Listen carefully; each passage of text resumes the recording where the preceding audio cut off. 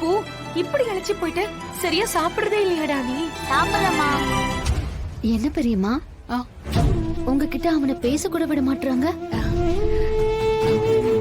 இல்ல மாயா, இவ்வளவு நாள் கழிச்சு வந்திருக்கான்ல, புள்ள பாசம் இருக்கதானே செய்யும். விடு, இதை ஏன் பெருசா எடுத்துக்கணும்? உனக்கு எத்தனை நாள் லீவ் விட்டுருக்காங்கடா? நீ எப்ப திரும்ப போகணும்? அம்மா, நான் இனிமே ஹாஸ்டலுக்கு போக மாட்டேமா, நான் இங்கே இருந்துடுறேன்.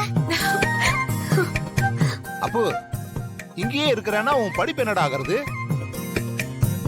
அதை ஏன் கேக்குறீங்க மாமா? கார்ல வரும்போது இதேதான் புலம்பிக்கிட்டே வர்றான்.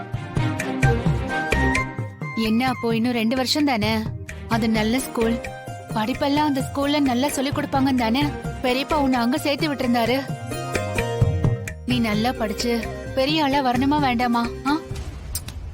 என் பிள்ளைக்கு தாங்க போக பிடிக்கலன்னு சொல்லிட்டு இருக்கான்ல, இப்ப என்ன இவன் வீட்டை விட்டு தள்ளியே இருக்கணும்னு நினைக்கிறீங்களா?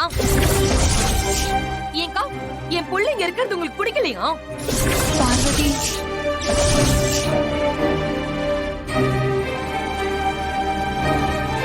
பார்வதி, என்னம்மா பேசுற நீ? ஜானகி எல்லாத்தையும் தள்ளி வைக்கணும்னு நினைக்கிறாளா? உன் பிள்ளையோட எதிர்காலத்துக்காக சொல்லுது, அத போய் நீ குத்த சொல்லிக்கிட்டு இருக்கியே. அதானே அக்கா, ஒன்னும் சொல்லக்கூடாது, உடனே வந்துருவீங்கல்ல நீங்க. உங்களுக்கு எல்லாம் எப்பவும் இவங்க தானே வசதி. ஏய் பார்வதி, நீங்க சும்மா இருங்க, உங்களுக்கு எதுவும் தெரியாது. படிப்பு கிடைக்கூடாதுதான், அதுக்காக பிடிக்கலன்னா வலுக்கட்டாயமா புடிச்சு அனுப்பி வைக்கணுமா என்ன? இங்க பக்கத்துல ஏதாவது நல்ல ஸ்கூலா பார்த்து சேர்த்து விட்டுருவோம்.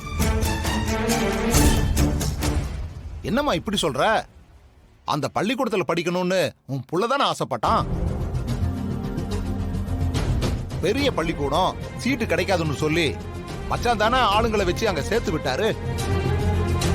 தினமும் இவனால அங்கிருந்து இங்க வந்து போக முடியாது, அதனால மச்சான் ஹாஸ்டல்ல சேர்த்து விட்டாப்ல. இப்ப இவன் சொல்ற மாதிரி பாதியிலேயே கூட்டிட்டு வந்தா அவனுக்கு ஒரு வருஷமே வீணா போயிருமேமா. புள்ளைய கட்டாயப்படுத்தலாம் அனுப்ப முடியாதுன்னு. பிடிக்கலன்னு சொன்னா விட்டுற வேண்டியதானே. பாருங்கக்கா, நீங்க ஒண்ணு சொல்ல போய் அதே புடிச்சிட்டு ஆள் ஆளுக்கு இப்ப பேசிட்டு இருக்காங்க. இப்படி எல்லா விஷயத்திலயும் தான் நீங்க நானும் மூக்க நுழைக்கிறீங்க. என் புள்ள விஷயத்தையாவது விடுங்களேன், அதை நாங்களே பாத்துக்கிறோம். ஏய் பார்வதி, இப்படிதான் அன்னிக்கிட்ட பேசுவியா நீ? இங்க பாருங்க, என் புள்ள விஷயத்துல இவங்க தலையிடுறது எனக்கு பிடிக்கல, போதுமா? ஏய்